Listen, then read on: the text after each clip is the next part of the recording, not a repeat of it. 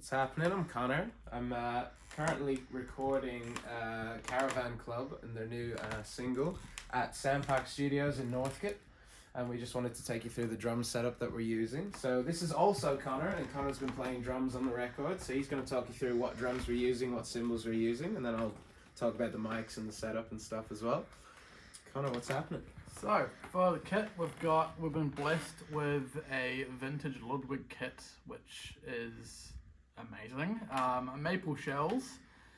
So we've got a 14 by 24 bass drum, 13 by 8 rack tom, 16 by 16 floor tom, and we've got a Ludwig Superphonic 14 by 6.5 snare. For the cymbals, we've got a custom hats, the 14-inch,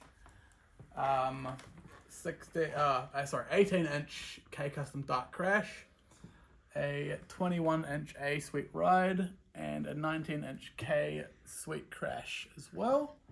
And for the kick pedal, I was using a Ludwig Speed King as well, just because I like the little bit of squeak that will appear on the record, hopefully. Totally. Yeah, that's it for the kit. Yeah. Sweet. And then mic-wise, I mean, the room in Sandpark sounds amazing, so we wanted to capture as much of that as possible, which I'll talk the room mics in a minute. But to start off with an RE20 in the kick-in, and that was going through a 1073 into a DBX 160, one of the old ones. And then we have an Alien figure 8 mic on the kick-out, and that was not getting anything, that was just recording dry because it sounded fine. Didn't need anything going on the way in. And then on the snare top we used a Bayer 201, and that was going through an API 512 into an API EQ, just doing a bit of sort of low and high, just a slight boost, and taking out a bit of the mids that I didn't really like.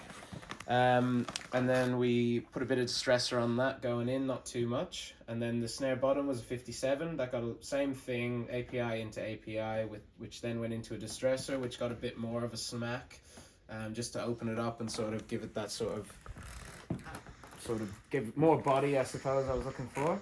And then coming in across the side, we have a 57, and I malted that on the desk. So MCI on the desk pre, and then I just recorded that dry, but before it hit Pro Tools, I malted it on the desk, which also ran through a levelor, which is like a real distortion, level lock type analog piece of gear, which went into an old Keypex gate, which was sort of made to be wacky, so that when he's playing and smashing the cymbals, the mic's just fizzling out and going crazy, so it sounds like super, you just bring that in underneath for a bit of energy.